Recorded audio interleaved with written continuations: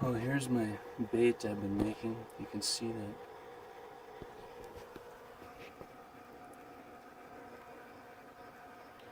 the bubbles are on the edge. So I've got this lid on here that's threaded, and I leave it a little bit loose so that you have to have a way for the gases to escape, otherwise I guess it could blow the container. So that's important. I leave it loose, and I don't want to let flies in either. Still lay maggots in there, but that's what it looks like. This is 3 days. I'll stir it now and probably let it sit for another couple days, and then let it get gray on top, and then I think it'll be ready. I think that'll be the medium taint that I want, and then I'll preserve it with the sodium benzoate, and then let it sit for a week or so, make sure it's done and stable, and then I'll be able to mix the rest of my solution in.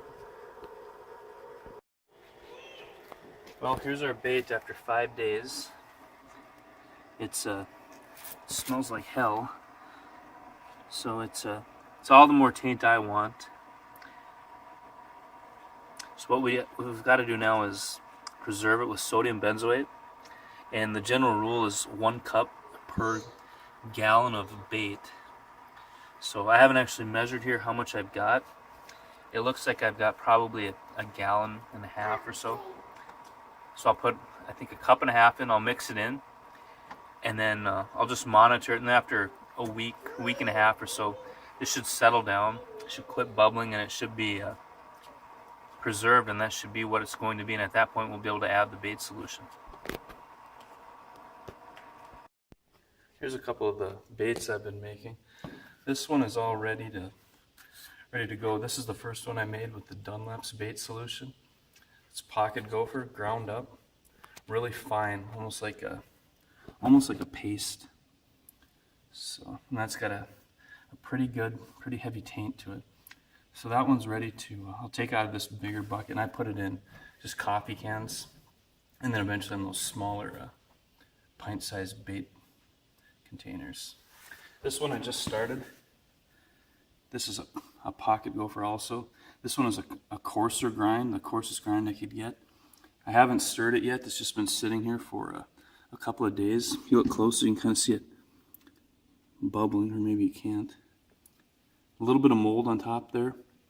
I'll mix that in. Once I dump the bait solution, I think that'll fix any mold issues. That likely has something to get rid of the mold. But this one's going to be Lesel Reuwsaat's bait solution. So I'm going to try that. So the next step is this one is about as tainted as I want. I'm not going to taint it quite as heavily as the other one, just to try something a little different. So what I'll do is I'll put in, I'm going to actually put in a pint of sodium benzoate. On this one here, I'd originally started with a cup, and ended up adding at least another cup just to stop it from bubbling. If you see it still bubbling, then you haven't killed it, and you need to add a little bit more. So that's what I'm going to do here. I'm just going to add a pint right away, and stabilize it, add the bait solution, and then add some glycerin for antifreeze. As I mentioned before, this is what I'm using for these bait solutions. The first one is the Dunlap solution. The other one I'm trying is Lesel Reuwsaat's. And this is the preservative I use. 1 pint, or of course 2 cups. I'll use to measure that out per gallon of bait, roughly. This is a glycerin oil. I'll add that about the same rate later. You see the cat. Cats love this. They love pocket gophers. You won't stay away from it, so that's something to keep in mind. It's pretty attracted to that smell. But the glycerin's the antifreeze. I'll add that in there, and then I'll test it and make sure it doesn't freeze.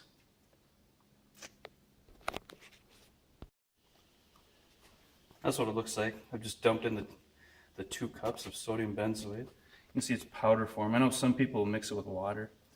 I guess you could do that if you wanted to. I don't see any benefit to doing that. So I'll put it in there, mix it in, and then I'll let it sit, and I'll just check it over the next couple days, at least a week. And what I want to make sure is that I've stopped it. I don't want it to keep rotting. If it's still bubbling and still rotting, I'm going to have to add some more and just get it stopped. And once it's stopped, then I'll add the bait solution. So I won't add that until I know it's stopped and fixed and looks good, because if it would kind of go to hell on me, I don't want to have that bait solution in there, since it's fairly expensive. You can see this is $20 a bottle, so I don't want to dump that in for nothing. It's I say it's expensive. I guess it's cheaper than buying bait, but I'm not going to waste it if things go south on me. I'm not going to dump it in there, but it looks good. I think everything's going to work out okay. These pocket gophers, they work pretty well. All I do is they're gutted. I take the head off and I grind them whole. So it's everything, it's the hair and everything, and it mixes in, and it makes kind of a nice bait, nice consistency. And good smell. It really smells like pocket gopher. So you can see I mix it in. That's the consistency. I think it looks pretty good. One thing I'll tell you guys about making bait that you'll find out for yourself is when you taint it, it smells bad. It smells like maybe you've rotted it too much. But there's something that happens once it mellows, once you've added the bait solution, once it sits for a couple weeks. And really the longer it sits, the better this gets. But it almost gets kind of a sweet smell. It's not nearly as repulsive. Like right now, the whole building kind of smells a little bit as it's gassing off. Once it quits gassing off and it stabilizes, it gets a really nice, sweet, mellow smell, and that's pretty cool. So I think that's something to keep in mind. If you think it's rotted too much, it's probably not. It's going to mellow out. There you can see it. Flies around. It's important to keep the flies out of this stuff, otherwise you'll get maggots in there. If you get maggots, grab the whole thing, throw it in the freezer, freeze it until it's solid, then defrost it, stir it all up, and then check it again, and then if maggots come back again, just freeze it again, and then just do that till they're gone. But that's something you might encounter if there's flies buzzing around.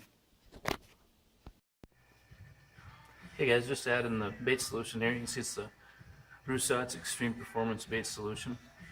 And again, I'm adding that to the pocket gopher. It's a little dark in here. Apologize, but you can see it's kind of just liquid. I haven't stirred it in yet. I just want to show you what it looks like. It's got a good smell, and this is going to be a really good batch. I can see I like the way that the gopher meat turned out. So just wanted to show you that before I mix it up. I'll also add in, got about a gallon of bait, so I'm going to add about a pint of glycerin to it as well as for antifreeze, and then maybe add a little bit more if it needs it. Otherwise we'll just go with that. That's what it looks like. Get it stirred up and be ready to go. Well, here I'm just bottling up the bait I made. So I emptied the container out. I let it sit in this big container and age for a few weeks, for one thing, just to make sure there's no maggots are going to show up or anything else, just to make sure it looks right. And then once it's done, see, I'll put it in a coffee can. That works pretty well, and tape that up. I've got a lot of different kinds of baits, so I might only use a few of these this year. So the coffee can taped up, it'll stay in there for a while.